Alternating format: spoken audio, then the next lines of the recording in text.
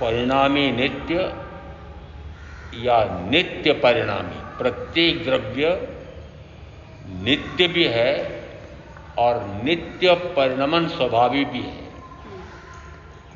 द्रव्य में नित्यता कि प्रत्येक द्रव्य नित्य है, शाश्वत है, ध्रुव है। प्रत्येक द्रव्य में किस किस को गिनना कि 6 द्रव्य शाश्वत है। फिर 5 को अस्थि काय क्यों कहा और 6 को द्रव्य क्यों कहा? तो कल कहा था कि इसमें काल द्रव्य की एक समय विवर्ती इकाई दूसरे समय से मिलती नहीं है, इस कारण से उसको अस्थि और काय दोनों ही लगाए हैं। और क्योंकि काल अनादि से प्रवाहमान है, अनंत काल तक प्रवाहमान रहेगा, इस कारण से भी काल को द्रव्य माना है। और दूसरी अपेक्षा से काल की विद्यमानता में मनुष्य क्षत्र का मनुष्य धैर्य मनुष्य क्षेत्र का मनुष्य काल की गणना करता है तो कहा जाता है यदि व्यवहार काल है तो निश्चय काल भी होना चाहिए, इसलिए उसको द्रव्य माना है। शेष 5 द्रव्यों में प्रत्येक द्रव्य नित्य भी है और परिणमन स्वभावी भी है, परंतु 4 ऐसे द्रव्य हैं कि जो निरंतर अपने स्वभाव में ही परिणत होते हैं। एकमात्र जीव ऐसा है कि जो विपरीत परिणमन करता है। तो क्या इसका स्वभाव परिणमन नहीं है?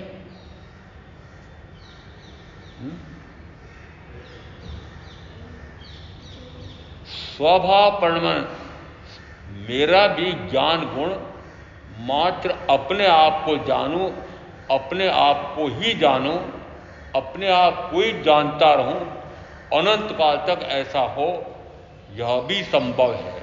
परंतु ये ज्ञात कब होता है कि जिस समय मनुष्य भव मिलता है, और मनुष्य भव भी वह कि जिसको आर्य क्षेत्र में आर्य कुल में जन्मा हो, तीर्थंकर परमात्मा की वाणी सदगुरु के माध्यम से सुनने का अवसर मिला हो, और तब उसको पता लगता है कि मैं भी इन अन्य धर्म अधर्म आकाश काल और पुद्गल इनके समान स्वभाव में रहूं, ऐसा मेरा भी है। तो शिक्षा किससे ली? अजीव से। किसने ली? जीव ने। क्या इस शरीर से शिक्षा ले सकते हो? शरीर निरंतर अपने स्वभाव में रहता है, और शरीर के साथ रहने वाला जीव विभा में चलता है। मनुष्य भाव प्राप्त किए हुए, केवली की वाणी मिले हुए इतने साल बाद आपका क्या हाल है? सोचना कभी कि मैं निरंतर स्वभाव में रहूं, ऐसा भाव भी बना है। मेरा स्वभाव क्या है? ज्ञान गुण से मात्र अपने आप को जानना जानना जानना, दर्शन गुण से मात्र अपने को देखना देखना देखना, सुख गुण से मात्र अपने स्वयं के सुख में विहरण करना, और वीर्य गुण से मात्र अपने आप का वीर्य, अपने आप का उपयोग अपने आप पर ही स्थिर कर देना, अन्यत्र न भटकने देना। तो अभी ज्ञान गुण भी भटक रहा है, दर्शन गुण भी भटक रहा है, सुख गुण भी इधर उधर जा रहा है, और वीर्य गुण भी विपरीत जा रहा है। चारों गुण विपरीत जा रहे हैं, चारों गुण विपरीत जा रहे हैं। और अब समस्या आती है कि पहले किस गुण को सुलटा करूं? तो 2 प्रकार के ऐसे आगम और ऐसे आगम की गाथाएं हैं कि जिसमें एक दूसरे से विपरीत है ऐसा लगता है। कोई कहता है कि सम्यक तो हो तो ज्ञान हो, सम्यक तो हो तो चारित्र हो। कौन कहता है?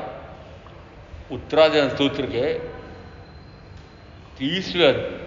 30वीं गाथा में ये कहा जाता है, सम्यक्त्व के बिना ज्ञान ज्ञान नहीं होता है, और चारित्र चारित्र नहीं होता है। इसका अर्थ है कि सम्यक तो पहले हो तो फिर ज्ञान सम्यक हो, यदि सम्यक तो पहले हो तो चारित्र सम्यक हो। और ज्ञान दर्शन चारित्र इन तीनों की एकता रूप मोक्ष का मार्ग है, तीनों मिल करके मोक्ष का मार्ग बनते हैं। ऐसा उत्तराधीन सूत्र के 28वें अध्याय में पहली गाथा में आया है। ऐसा आचारांक सूत्र के प्रथम स्कंद में 5.3 में आया है। जैसी मैंने रत्नत्रय रूप संधि साधना यहां की है, वह अन्यत्र दुसाध्य है, ऐसा स्वयं महावीर कहते हैं। इसका अर्थ हुआ, वह तो महावीर स्वयं कहते हैं ऐसा आया है यहाँ सुधर्मा स्वामी आर्य जम्मू स्वामी को कहते हैं, जैसा मैंने तीर्थंकर महावीर से सुना है, वे कहते हैं ज्ञान दर्शन लक्षणों वाले मोक्ष के मार्ग पर कैसे गमन हो सकता है, वह तुम मुझसे सुनो। और वह क्या है कि वह ज्ञान दर्शन चारित्र तप, इन चारों से मिल करके, इन चार कारणों से मिल करके मोक्ष का मार्ग बनता है। ये दूसरी गाथा में है। नाणम च दंसनम चेव चरितम च तवोतः असमगुत्य पणत्तो जणे वर्धनसीम। ज्ञान और दर्शन, चारित्र और तप, इन चारों से मिलकर के मोक्ष के मार्ग का, चार कारणों से मिलकर मोक्ष का मार्ग बनता है। ऐस मगुत्य पणत्तो, ऐसा जिनवरेंद्रों ने कहा है, ऐस मगुत्य पणत्तो जिन्हें वर्धनसीम।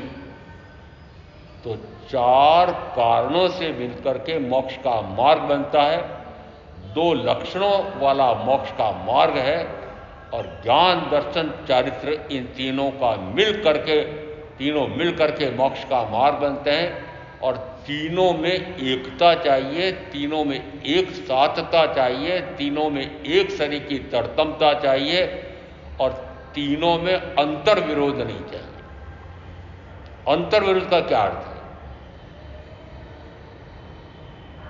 इसको समझने के लिए कि मान लो एक ऐसा संयंत्र है कि आपके बहुमंजिले मकान पर ऊपर ले जाना है, और अब वह कम से कम 4 मजदूर हों तो 4 कंधे लग करके, और फिर वह ऊपर फेंका जा सकता, रखा जा सकता है। और अब यदि 4 मजदूर के स्थान पर 3 ही आए तो चारों आए, परंतु एक उसमें कमजोर आ गया है और 3 मजबूत आए, तो यदि 3 ने तो एक समान जोर लगाया है और चौथे ने कंधे को ढीला रख दिया, तो अर्थ क्या निकला?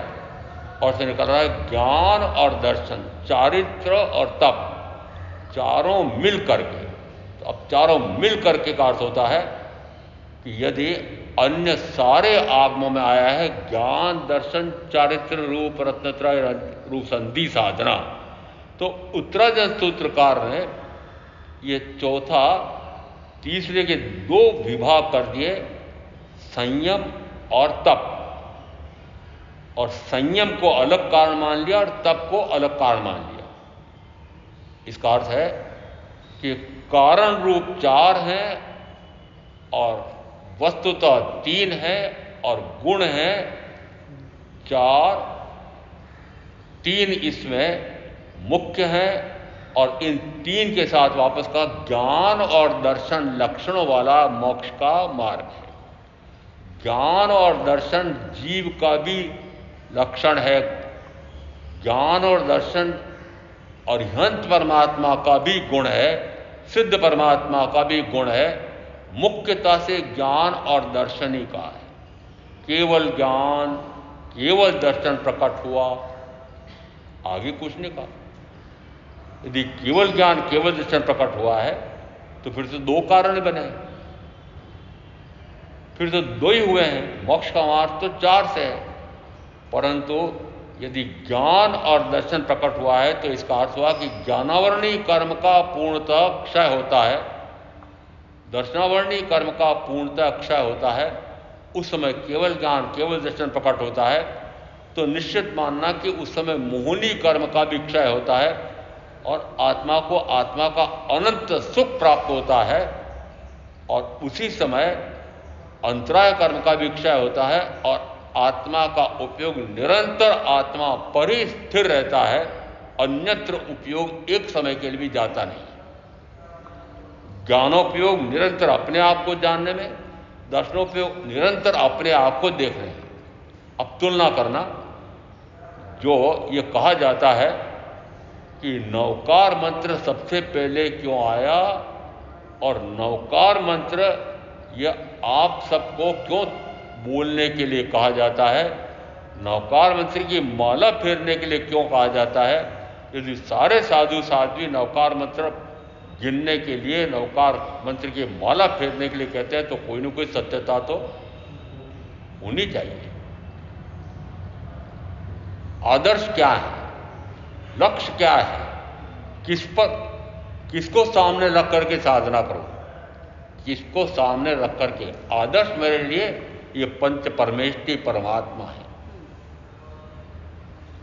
माला तो बहुत फेरी है, परंतु इनको आदर्श माना। क्या मुझे भी इसी प्रकार का बनना यह तय किया? माला फेरने वाले बताओ ना।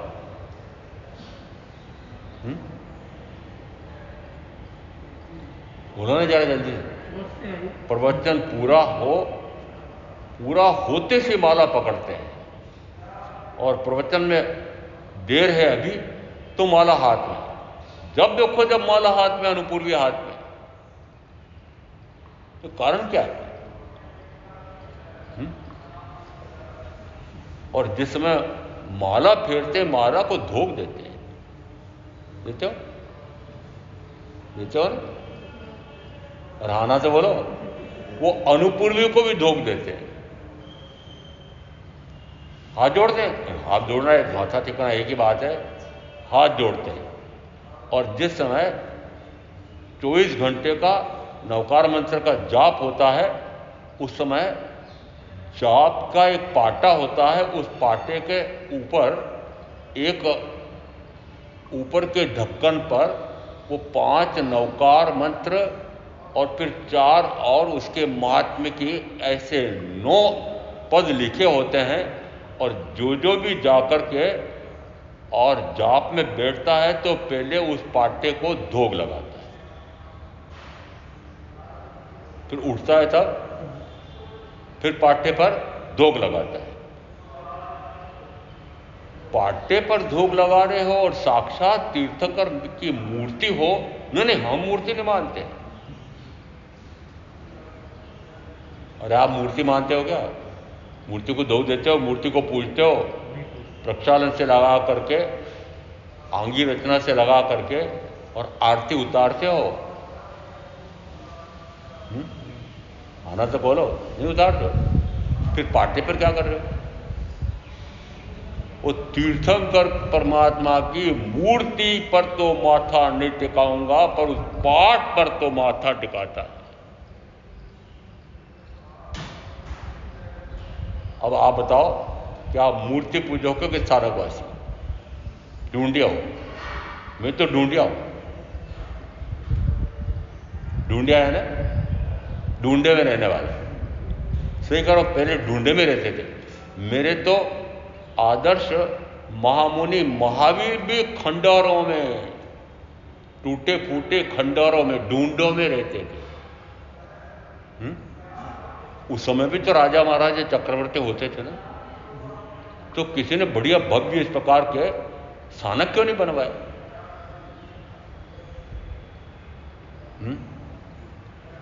इसलिए स्थानकों की आवश्यकता नहीं थी कि जैसी सर्ववृत्ति संयम लेते हैं उस समय 24 के 24 का गिनना, और 24 के 24 के जो शिष्य बने होंगे वो सारे वस्त्रालंकार सर्व उतार करके और फिर संयम लेते हैं, नग्न दिगंबर हो जाते हैं।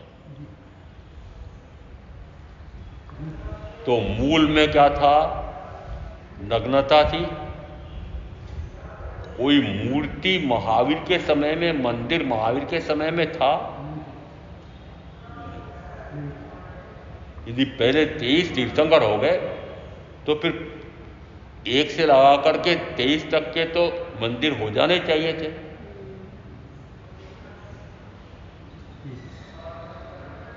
क्या जो ये मूर्ति पूजक कहते हैं उस अनुसार मानो तो क्या तीर्थंकर महावीर के पहले भी मूर्ति और मंदिर थे?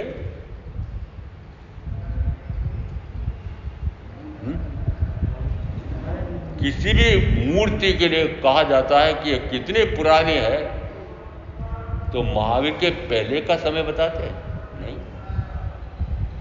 इसका अर्थ है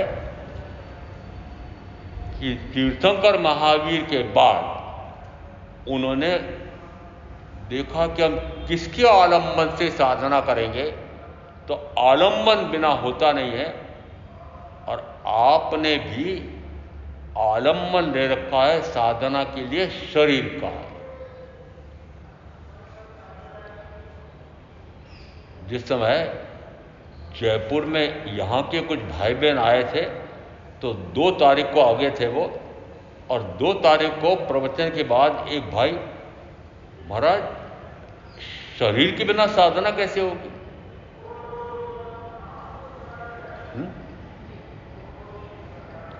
अरे शरीर है तो फिर आपने वस्त्र पहन रखे हैं, मुपत्ति बांध रखी है, फिर आप 5 इंद्रियों के माध्यम से जो जो कार्य कर रहे हो, आंख से स्वाध्याय कर रहे हो, आंख से दर्शन कर रहे हो महाराज के, 4 अन्य इंद्रियों से जानने का काम कर रहे हो, देखने का काम कर रहे हो, और मन से मनन करने का काम कर रहे हो। तो सारा काम तो 5 इंद्रियों के माध्यम से कर रहे हो। कर रहे हो कि नहीं?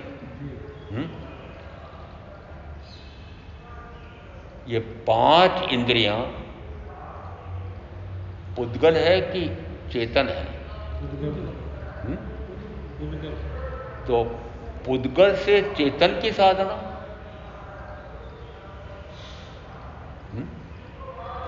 और इन पौद्गलिक इंद्रियों से आत्मा के गुण प्रकट कर पाएंगे?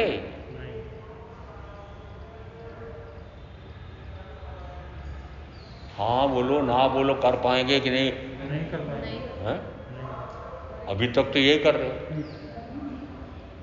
अभी तक तो यही कर रहे हो।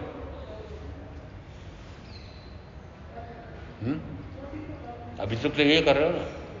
तो अब बताओ फिर, जिस समय ईशुकारी अध्ययन में एक पूरा इसी प्रकार का 6 साधकों का वर्णन है, अभी मैं 6 में से 4 या 3 का ले रहा हूं।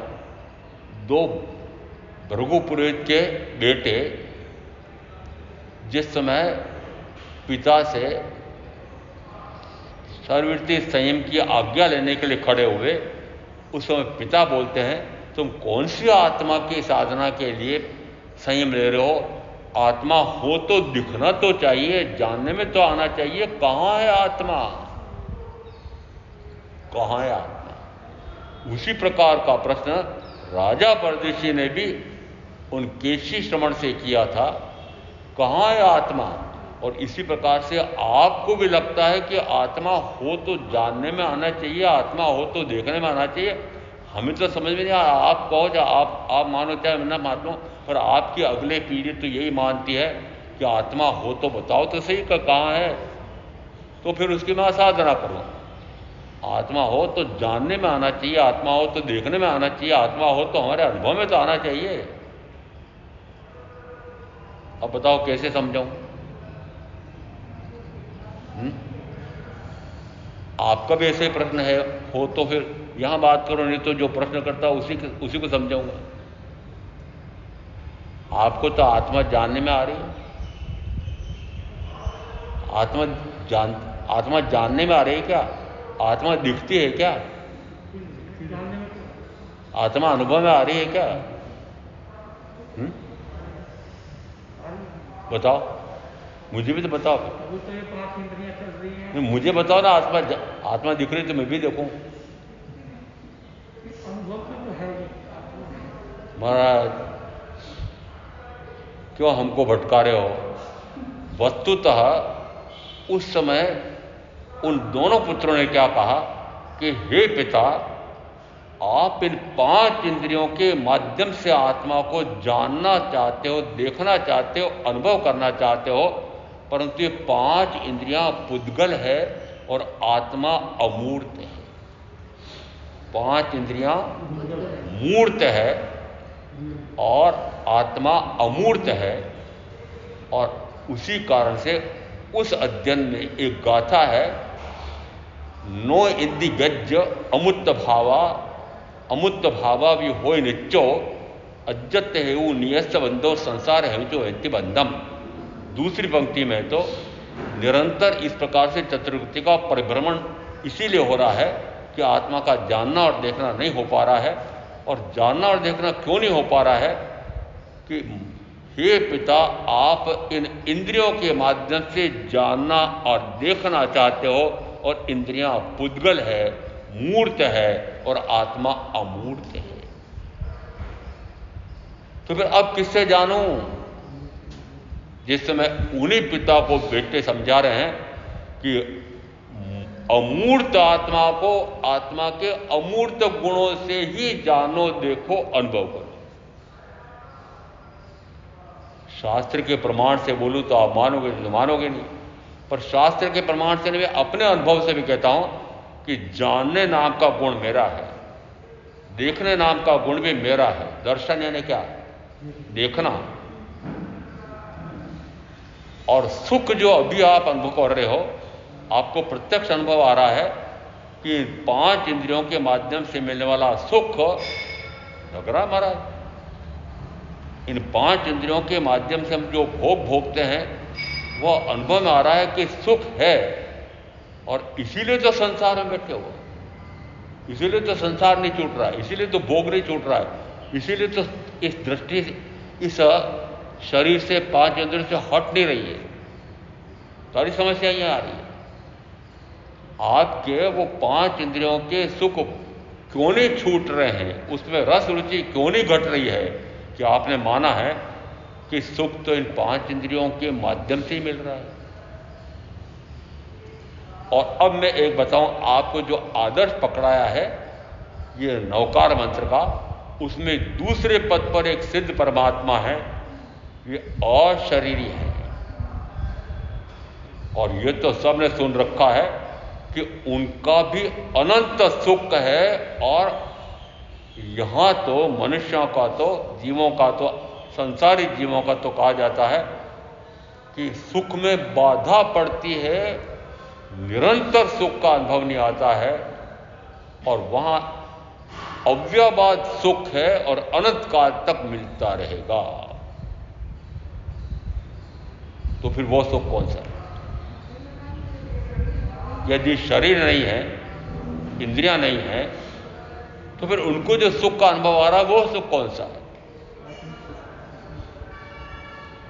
आत्मा का स्वयं का ही सुख का अनुभव आ रहा है। और अभी भी जो 5 इंद्रियों के माध्यम से, किसी भी इंद्रिय के माध्यम से जो सुख का अनुभव आ रहा है, वो सुख नाम का गुण तो आत्मा का मेरा है ऐसा मानना, और माध्यम बनाया है इंद्रियों को, तो वह सुख पौद्गलिक सुख माना जाएगा।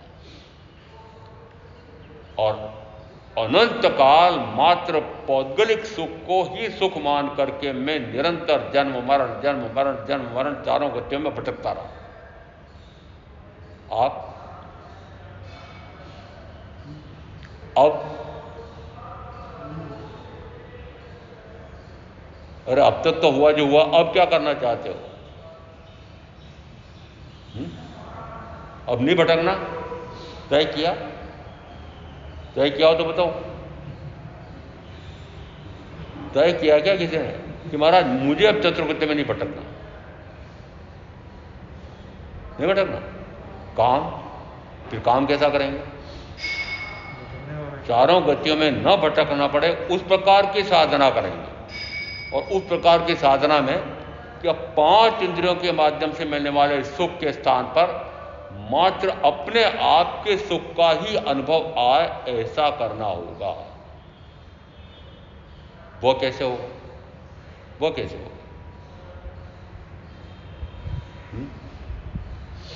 किसी दिन छोड़ के तो देखो,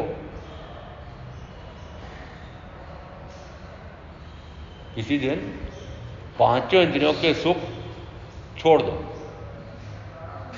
फिर देखो क्या अनुभव आता है। फिर मन का मनन भी नहीं चाहिए, वचन की वर्गणा भी नहीं चाहिए, काय की क्रिया भी नहीं चाहिए, और मात्र जानना अपने आप को, मात्र देखना अपने आप को, मात्र स्वयं के सुख का अनुभव करना, और मात्र अपना उपयोग अपने आप पर स्थिर करना। क्या करना? अपने आप के ज्ञान गुण से अपने आप को जानना। यदि अभी तक का आपका अनुभव है कि जानने का गुण तो वस्तुतः मेरा है, ये तो अब पक्का हुआ। जानने का गुण आत्मा का ही है, देखने का गुण भी आत्मा का ही है, ज्ञान दर्शन। अनुभव करने का गुण भी आत्मा का ही है। इन 5 इंद्रियों में, शरीर में अनुभव करने की शक्ति हो तो शव में भी होनी चाहिए। जैसा वर्तमान में अभी शरीर दिखाई दे रहा है, वैसा का वैसा आत्मा इससे पृथक हो जाए तब भी शरीर तो वैसा का वैसा पड़ा है। फिर वह क्यों नहीं जानता है, क्यों नहीं देखता है, क्यों नहीं अनुभव करता है? अनुभव के लिए कहें, अनुभव कैसा होता है कि यदि तेज गर्म पानी यदि हाथ की एक उंगली पर गिर जाए तो इतना गर्म लगता है, छाला भी पड़ जाता है। उसके स्थान पर अब उसी शरीर को, उसी उंगली को, उसी हाथ को जिस समय नीचे लकड़े जमाए रहते हैं, बीच में उसको लिटाया रहता है, ऊपर फिर लकड़े चुने जाते हैं और फिर बेटे पोते आग लगाते हैं, तो उसको आग का अनुभव क्यों नहीं आता? अनुभव करने वाला उसका साथ छोड़ गया। तो अब पक्का हुआ कि अनुभव करने वाला आत्मा, सुख का है दुख का, गर्मी का है सर्दी का, अनुभव करने वाला कौन है? मैं स्वयं। अब मैं अभी जो अनुभव कर रहा हूं, यह सोचो कि आप किसका अनुभव कर रहे हो, या तो सुख या दुख। वो सुख या दुख कौन सा? इंद्रियों के माध्यम से, व्यक्ति या वस्तु या स्थिति या परिस्थिति के माध्यम से जो मिलने वाला सुख है या उसके स्थान पर दुख है, उसका अनुभव कर रहे हैं, और वह अनुभव पौद्गलिक अनुभव माना जाएगा। और अब मैं कहूं कि उसके स्थान पर अपने आप के सुख का अनुभव करो, तो अपने आप के सुख का अनुभव करने के लिए फिर 5 इंद्रियों के माध्यम से मिलने वाला सुख, उससे परे हटना पड़ेगा। उससे तो फिर 5 इंद्रियों के माध्यम से मिलने वाला सुख, उसको छोड़ करके मात्र अपना सुख, और उसके साथ में अब कहा कि मन भी नहीं चाहिए, वचन भी नहीं चाहिए, काया भी नहीं चाहिए। मनातीत, वचनातीत, कायातीत, इंद्रियातीत, अतीन्द्रिय आनंद का अनुभव आता है, ऐसा अरिहंत परमात्मा के प्रमाण से मैं कह रहा हूं। तो पहले कहा कि मन भी है, वचन भी है, काया भी है, इंद्रियां भी है, और फिर भी अरिहंत परमात्मा को अनंत सुख का अनुभव आता है। तो सिद्ध क्या हुआ कि मनुष्य शरीर होते हुए, 5 इंद्रियां होते हुए भी, मन वचन काया होते हुए भी, इनसे अतीत हो करके और आत्मा को आत्मा के सुख का अनुभव आता है, और अरिहंत परमात्मा के वह पूर्णता से आ रहा है। अरिहंत परमात्मा के पूर्णता से आ रहा है। तो फिर बीच में प्रश्न कर लो ना, तो फिर महाराज जो संसार में क्यों बैठे, लोकाग्रह पर क्यों नहीं चले गए? संसार में क्यों बैठे? आयुष कर्म बाकी, आयुष कर्म है, इस कारण से वे अभी संसार में है, ऐसा दिखाई देता है। वो संसार में नहीं है, वे शरीर के साथ नहीं है, वो अपने ही साथ है, अपने स्वयं का ज्ञान, उससे अपने आप को जान रहे हैं, अपने दर्शन गुण से अपने आप को देख रहे हैं, अपने आप के स्वयं के सुख के माध्यम से ही सुख का अनुभव कर रहे हैं, और अपने आप का उपयोग अपने आप पर स्थिर कर रहे हैं, अन्यत्र कहीं नहीं जाने देते हैं। यदि तीर्थंकर परमात्मा उपदेश भी देते हैं, तब भी कहा जाता है कि उनका उपयोग पर नहीं जा रहा है। प्रवचन देते समय भी, तत्व ज्ञान कराते समय भी, प्रश्न का उत्तर देते समय भी उनका उपयोग अपने स्थान पर रहता है, इधर उधर भटकता नहीं है। इसका अर्थ है कि सशरीरी को भी अपने आप के अनंत सुख का अनुभव है। वो अनंत सुख का अनुभव आता है, उसके लिए हमारे यहाँ कहा जाता है 4 घाती कर्म है, उनमें से जिस समय मोहनी कर्म का पूर्णतः क्षय होता है, उस समय ऐसा आत्मिक सुख का अनुभव आता है। मोहनी कर्म की 28 उप प्रकृतियां हैं। उन 28 की 28 उप प्रकृतियों का जहां सद्भाव है वह पहला गुण स्थान है। 28 की 28 जरा पहले 28 कौन सी गिनती लगा लो।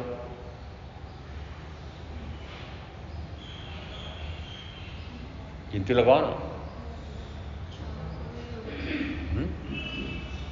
16 बोलो, 16 कौन सी?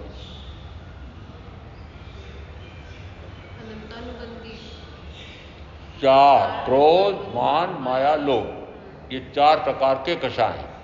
इन 4 प्रकार के कषायों के 4 प्रकार के भेद किए हैं कि जहां पर क्रोध आदि अनंत है उसके स्थान पर क्रोध अब अनंत नहीं है, अनंतानुबंधी तो क्षीण हो गया है, परंतु आगे कुछ अंश में और है, अधिकांश में और बचा हुआ है। उसको नाम दिया वापस कि अनंतानुबंधी कषाय को क्षीण कर दे, तब भी अप्रत्याख्यानावर्णी कषाय है। और अप्रत्याख्यान की क्या अर्थ रहते हैं कि वह प्रत्याख्यान नहीं कर पा रहा है, पचकाण नहीं ले पा रहा है, तो पचकाण को भी समझना पड़ेगा। पचकाण को भी समझना पड़ेगा। ये पचकाण क्या है? क्यों? क्योंकि पचकाण बहुत लोग करते हैं, बहुत लोग पचकाण करते हैं। क्या है पचकाण? मैं बताऊं क्या? पचकाण करने वाले बताओ। आप बताओ क्या पचकाण करते हैं? प्रतिक्रमण करने के बाद छठा पचकाण है, छठा आवश्यक। जब प्रतिक्रमण पूरा कर लिया और उसके बाद में अंत में पचकाण लेते हैं। मैं अब यदि संध्याकालीन प्रतिक्रमण किया है या प्रातः प्रतिक्रमण किया है तो अब प्रतिक्रमण के बाद सूर्योदय के बाद मैं इतने काल तक, जब तक मेरे कपड़े की गांठ बांध के रखी है वो खुल न जाए तब तक, जब तक मैं मुट्ठी बांध कर रखता हूं तब तक, या जब तक सूर्योदय होने के बाद 2 घड़ी ना हो जाए तब तक, 2 घड़ी की जगह 4 गिन लेना, आगे गिनते गिनते प्रहर गिन लेना, 1.5 प्रहर, 2 प्रहर, तब 3 या 4 प्रकार के आहार मुंह में नहीं डालूंगा। पचकाण है ना? ये पचकाण है कि नहीं है? अब पचकाण का अर्थ है सवणे नाणे। एक गाथा व्याख्या प्रकृति सूत्र के 2.5 में आई है, स्थानक सूत्र में भी इसी प्रकार का सूत्र आया हुआ है। सवणे नाणे पचकाणे संजमे अनन्य तवे चेव बोधाणे अक्रिया सिद्धि। कि श्रवण से ज्ञान की प्राप्ति होती है, ज्ञान से वह विज्ञाता होता है, और विज्ञाता होकर के वह स्व का भी ज्ञाता होता है, पर का भी ज्ञाता होता है, स्वभाव का भी ज्ञाता होता है, पर भाव का भी ज्ञाता होता है, स्व समय रथ को भी जानता है, पर समय रथ को भी जानता है, और फिर पर भाव से परे होकर के स्वभाव में ही स्थिर रहने का ऐसा प्रत्याख्यान करता है। पर भाव का प्रत्याख्यान करना ही प्रत्याख्यान है।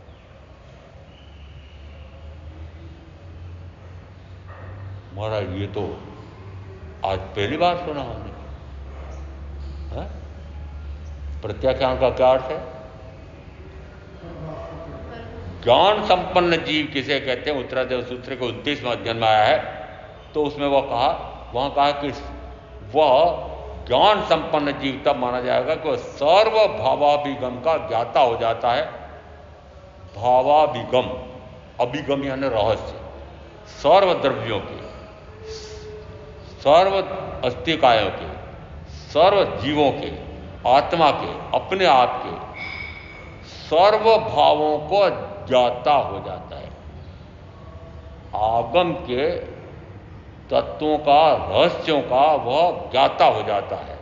उसको कहा सर्व भावाभिगम का ज्ञाता हो जाता है। और ऐसा वह जब ज्ञाता होता है तो वह दृष्टांत कहा कि जैसे सुई डोरे सहित हो तो वह गुमती नहीं है, और गुमती जो है तब भी वो शीघ्र मिल जाती है। तो डोरा है यहाँ पर ज्ञान और सुई है यहाँ पर आत्मा, कि जब आत्मा ज्ञान सहित हो जाए, ज्ञान प्रकट कर ले, तो चतुर्कुत्र संसार में गुमता नहीं है, रुलता नहीं है, भटकता नहीं है। और ऐसा वह जीव जिस समय ज्ञाता हो जाता है तो वह ज्ञान, विनय, चारित्र, तप, इन संप्राप्तों से, इनसे युक्त संप्राप्त होकर के वह स्व समयरथ को भी जान जाता है, पर समयरथ को भी जान जाता है, और फिर पर समयरथ से हट करके स्व समय में लीन हो जाता है। उस समय कहा जाता है वो ज्ञान संपन्न जीव। स्व समय रथ को भी जान जाता है, पर समय रथ को भी जान जाता है। स्व आत्मा, समय का भी अर्थ आत्मा, तो जिस समय आत्मा स्व में ही रथ है, स्व आत्मा में ही लीन है, स्वयं आत्मा के ज्ञान गुण से स्वयं को ही जानने में लीन है, स्वयं के दर्शन गुण से अपने आप को ही देखने में मग्न है, अपने स्वयं के आत्मा के सुख नाम के गुण का ही आस्वाद ले रहा है और अपने आप का उपयोग अपने आप में स्थिर कर रहा है, उसे कहा जाएगा वो ज्ञान संपन्न जीव हो।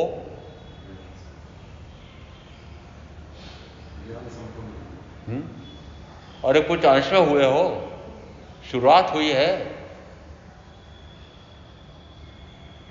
अंश अंश करके 2 घड़ी तक हो जाए तो अंश में तो हुए क्या, पुरुषार्थ तो हुआ क्या कि कोई ऐसा काल आया कि मेरे चारों गुण अंश में प्रकट हो गए। ज्ञान गुण से अपने आप का जानना, दर्शन गुण से अपने आप को देखना, सुख गुण से अपने आप के सुख में विहरण करना, और अपना उपयोग पर पदार्थ पर जाने नहीं देना। पर पदार्थ में शरीर भी आ गया, शरीर के अंगोपांग सब आ गए, उपयोग पर में जाने नहीं देना, अपने आप के स्वयं के सुख में ही विहरण करना।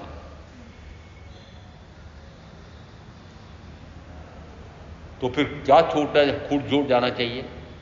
अभी सुख के हिसाब से ले लें, क्योंकि मोहनी कर्म के लिए आया है कि मोहनी कर्म जब क्षीण होता है तो शेष 3 कर्म भी क्षीण हो जाते हैं और अनंत सुख की प्राप्ति होती है। तो मोहनी कर्म के क्षीण के होने के लिए गुणस्थान में कहा जाता है कि जिस समय प्रथम 3 ज्ञान, अब पहले कहें ज्ञान प्रकट होता है कि पहले मिथ्यात्व गलता है, कि मिथ्यात्व मोहनी, मिश्र मोहनी और सम्यक्त मोहनी। तो मोहनी कर्म में से दर्शन मोहनी कर्म के 3 भेद करते हैं और इन 3 भेद में से तीनों एक साथ क्षीण होते हैं। तो इन 3 के कारण से क्रोध, मान, माया और लोभ, ये 4 भी क्षीण हो जाते हैं। और जिस समय 7 कर्म प्रकृतियों का क्षय होता है उस समय क्षय सम्यक्त होती है। यदि 7 कर्म प्रकृतियों का क्षयक्षम होता है तो क्षयक्षमिक सम्यक्त होती है। यदि इन 7 का उपशम होता है तो औपशमिक सम्यक्त होती है। उपशम का अर्थ होता है कि उपशमित कर दिया है, उपशांत कर दिया है, अभी सत्ता में पड़ा हुआ है। क्षयक्षमिक का अर्थ होता है कुछ का क्षय और कुछ का उपशम है, और अभी समय टाल देता है। समय टालता है कि अभी इस प्रकार का कोई भी अनंतानुबंधी कषाय नहीं है, इस प्रकार का अभी दर्शन मोहनी कर्म का भी सद्भाव नहीं है। ऐसा जब कहा जाता है कि इस इतने काल तक ऐसा रहा, वह काल कहलाता है औपशमिक सम्यक्त भाव।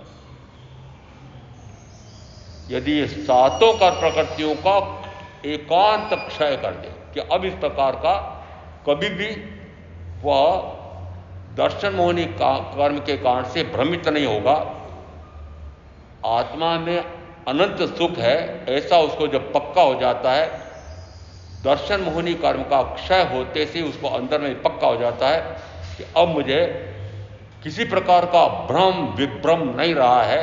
किस प्रकार का भ्रम विभ्रम नहीं रहा है कि शरीर में सुख है, 5 इंद्रियों में सुख है, संसार में सुख है, धन वैभव में सुख है, पद प्रतिष्ठा में सुख है, इंद्रिय विषय में सुख आता है, परिवार सुख देता है, मकान सुख देता है, महल सुख देते हैं, फ्लोर सहित सुख देता है, ये सारी बाहर की चीजें सुख देती है, ऐसा भ्रम टूट जाता है।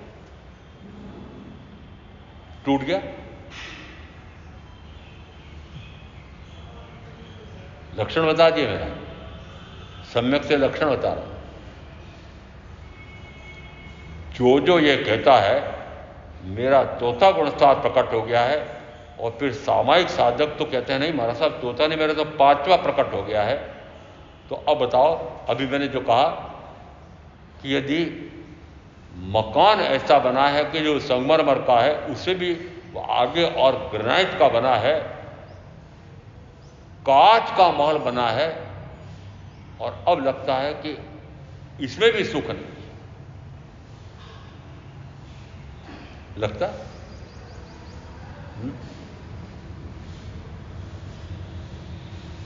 लगता है क्या? लगता है कि नहीं लगता है? नहीं लगता तो मान लेना कि आपके दर्शन मोहनी कर्म का क्षय हुआ है, तो फिर उसी के बल पर होने वाले अनंतानुबंधी कषाय का भी क्षय हुआ है। अब आपको कभी भी इस प्रकार का कोई भ्रम नहीं होगा, और इस भ्रम के न होने के कारण से अब आप ऐसा कषाय नहीं कर सकते कि अनंत काल तक भटकना पड़े। ऐसा कषाय नहीं कर सकते कि पुनः आप वापस उसी प्रकार के कषाय में चले जाएं, क्षीण ही कर दिया है। अब इस प्रकार की मिथ्या मान्यता कभी भी नहीं होगी कि शरीर में सुख है, परिवार में सुख है, धन वैभव में सुख है, पर में सुख है, व्यक्ति में सुख है, वस्तु में सुख है। ऐसा भ्रम, ऐसी भ्रांति टूट गई तो कहा जाता है मोहनी कर्म में से दर्शन मोहनी कर्म का क्षय हुआ है, और दर्शन मोहनी का कर्म का क्षय हुआ है तो अनंतानुबंधी क्रोध मान माया लोभ इन चारों का एक साथ क्षय होता है, और सातों कर्म प्रकृतियों का क्षय हो जाए तो क्षयिक सम्यक दर्शन होता है। ये क्षयिक सम्यक दर्शन का स्वरूप बताया। और अब कोई बोलो कि हाँ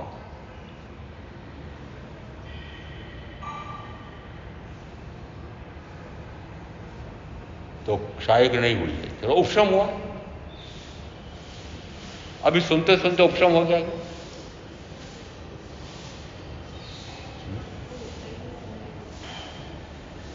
फिर उठ करके कहां जाओगे?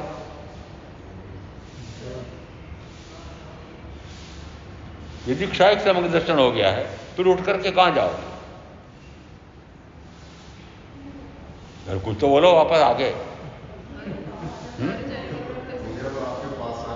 घर में जाएंगे, दुकान पर जाएंगे, कारखाने पर जाएंगे, कमाने जाएंगे, भोगने जाएंगे, 5 इंद्रियों का मजा लेने जाएंगे, तो कहां कहां जाएंगे?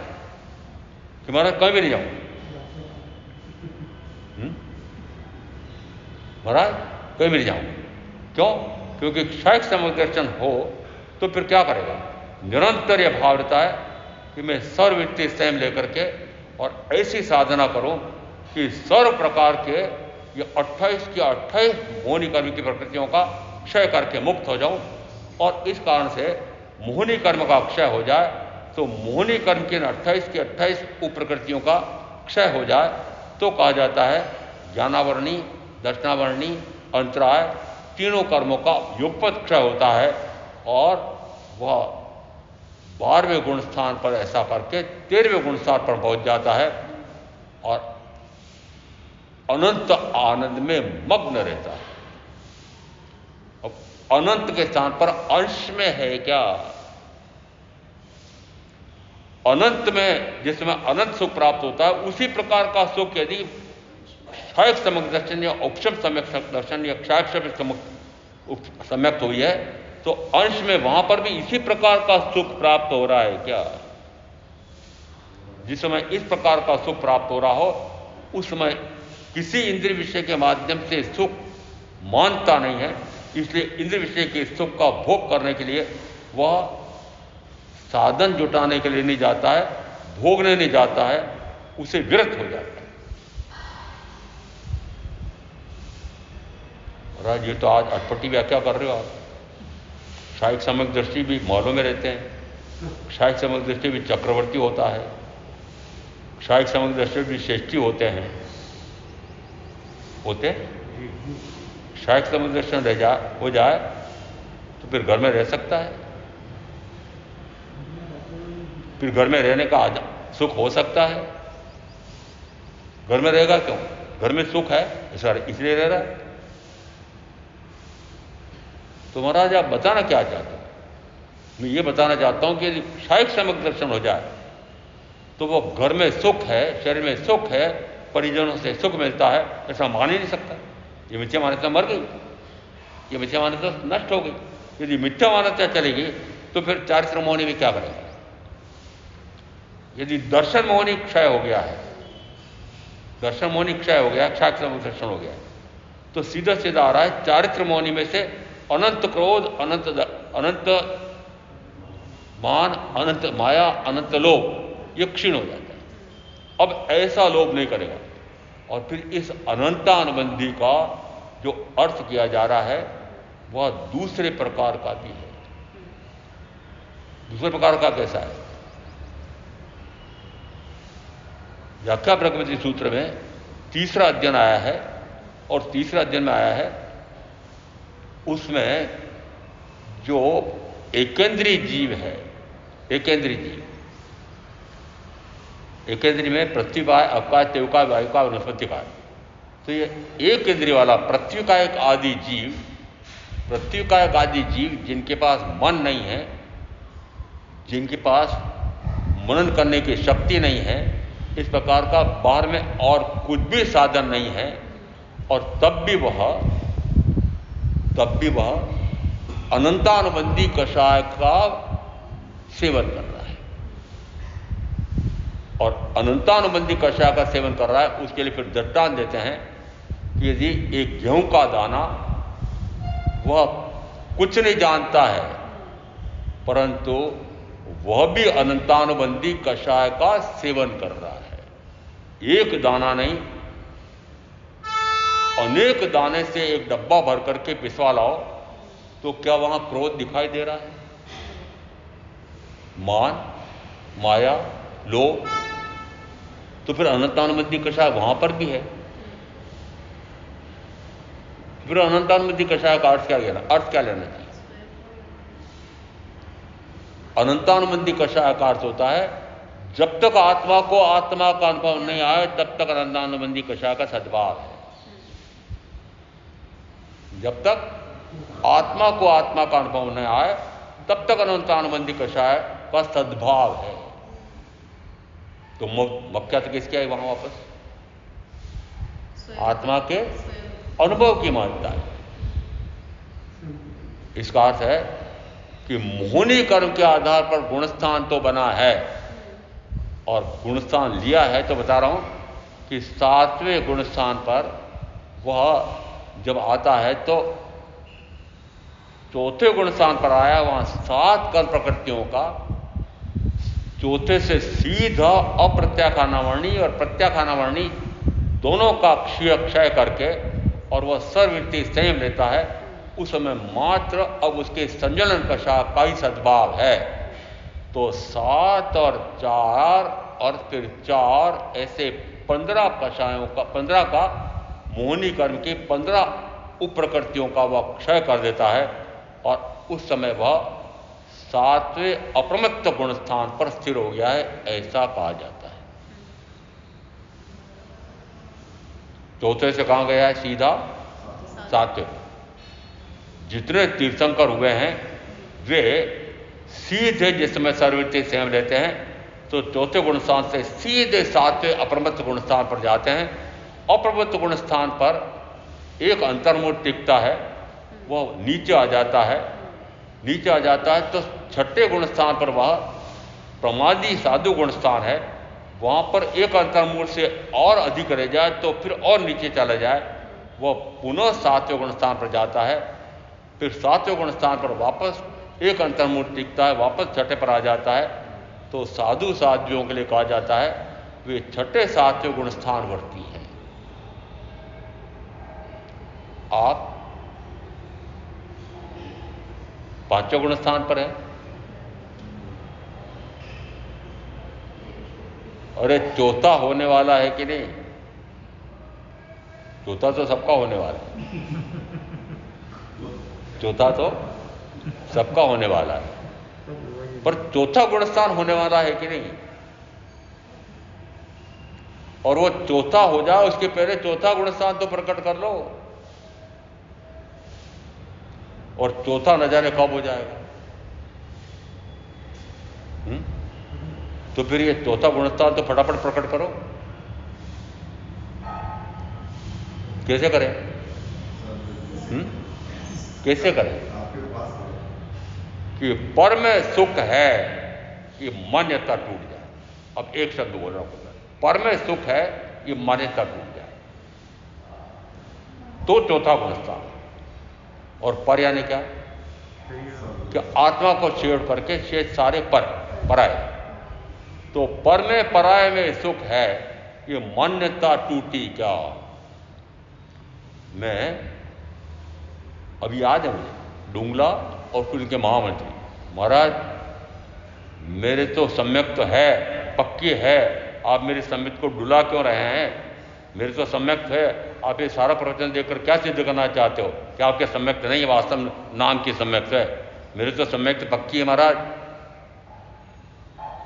मेरे तो पक्की है।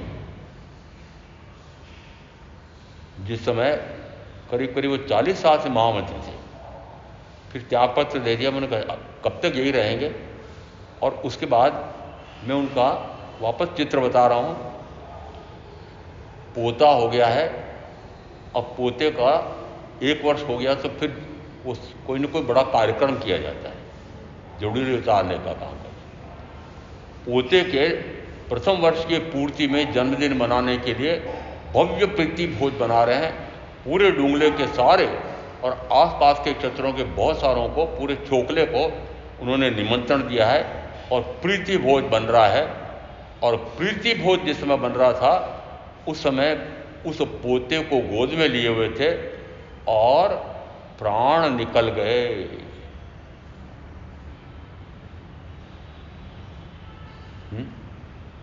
कौन सी सम्यक थी?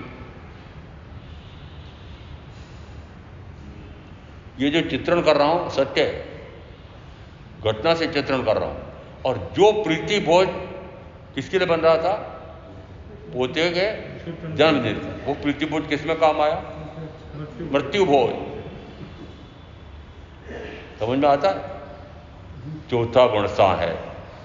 और अब मैं कह रहा हूं कि एक आगम में आया है, सेना महिमिनी है जहां सेना पणसई, सेना महिमिनी है जहां सेना पणसई।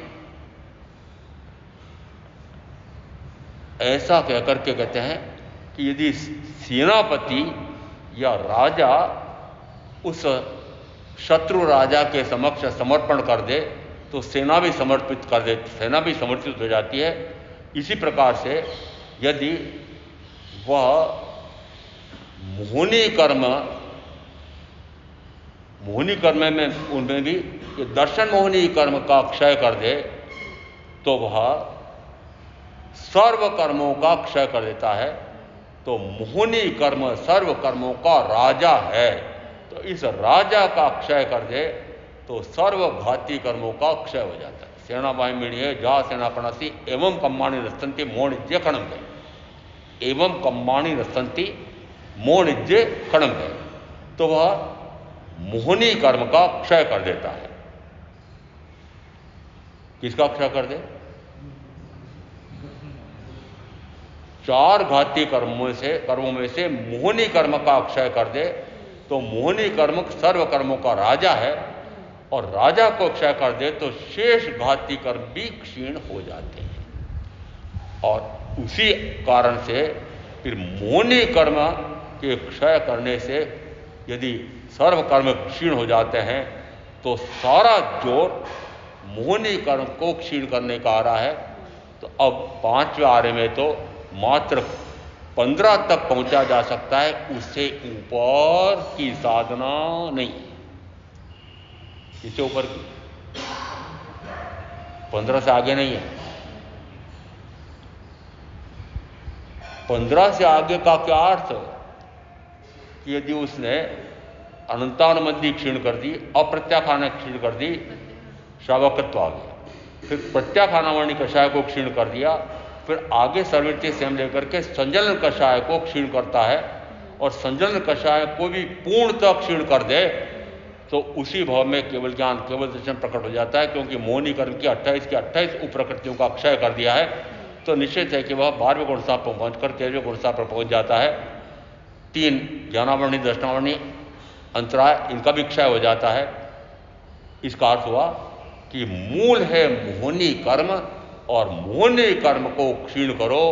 मोहनी कर्म को क्षीण करने के लिए दर्शन मोहनी कर्म को क्षीण करो, और दर्शन मोहनी कर्म मिथ्या भ्रम में ले जाता है। पर में सुख है, तो पर में सुख है इस मान्यता को तोड़ो तो कहा जाता है दर्शन मोहनी कर्म का क्षय हुआ। तो चारित्र मोहनी में से भी इस प्रकार से इन 4 कषायों का अनंतानुबंधी का क्षय होगा।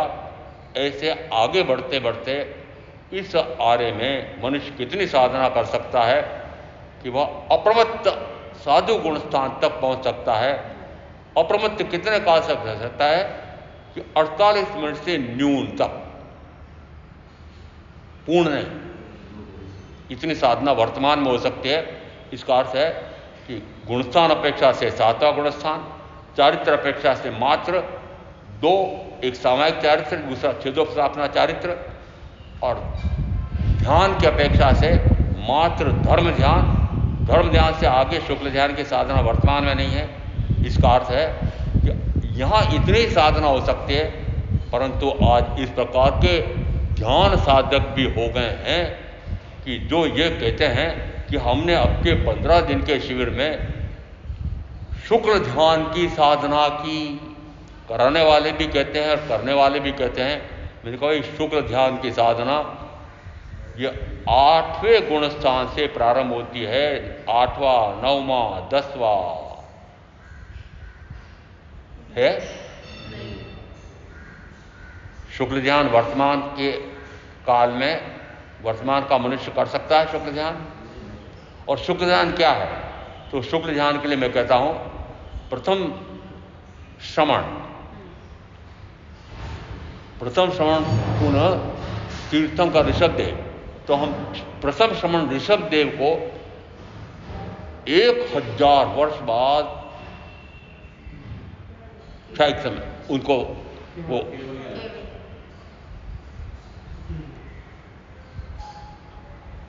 शुक्ल ध्यान कब हुआ? 1000 वर्ष। महामुनि महावीर को 12.5 वर्ष के बाद शुक्ल ध्यान हुआ, और इंद्रभूति गौतम को 30 वर्ष बाद। कितने वर्ष बाद? 30 वर्ष। ये 30 वर्ष का हिसाब कैसे लगाया कि जिस समय तीर्थंकर महावीर को केवल ज्ञान, केवल दर्शन प्रकट हुआ है, उस समय वे सर्वृत्ति संयम ले लेते हैं।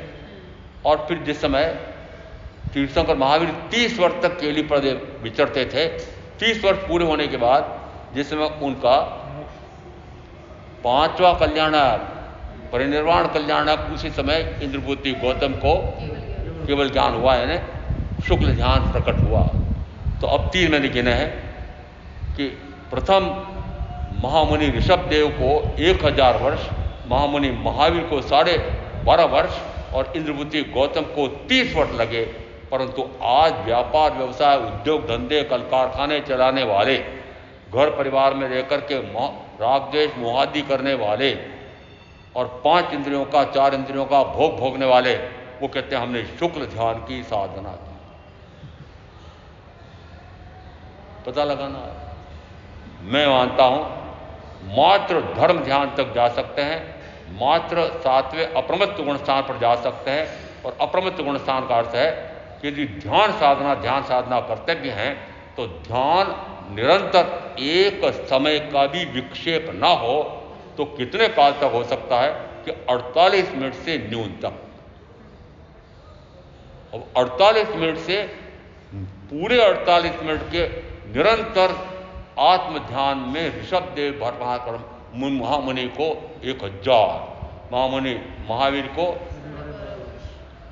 12.5 वर्ष, त्रिभुति गौतम को 30 वर्ष, और 3 दिन में, 7-8 दिन में, 15 दिन में हमारे श्रावक श्राविका कहते हैं हमने शुक्ल ध्यान की साधना की।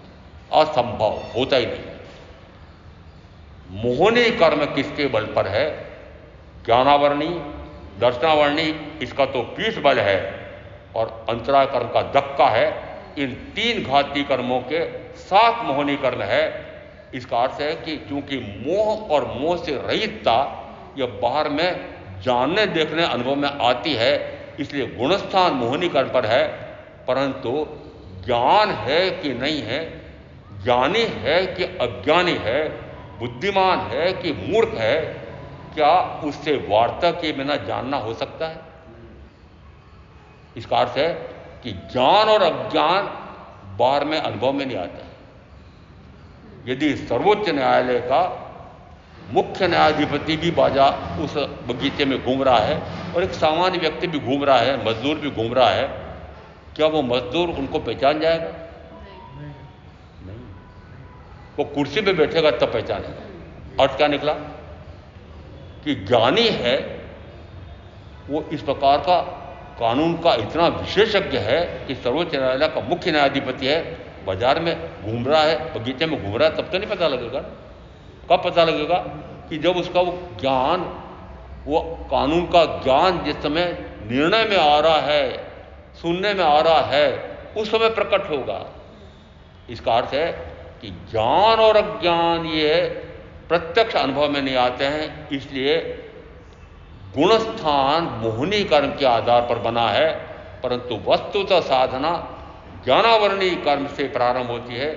ज्ञानावरणी कर्म का क्षयक्षम हो तो शेष 3 का भी होता है।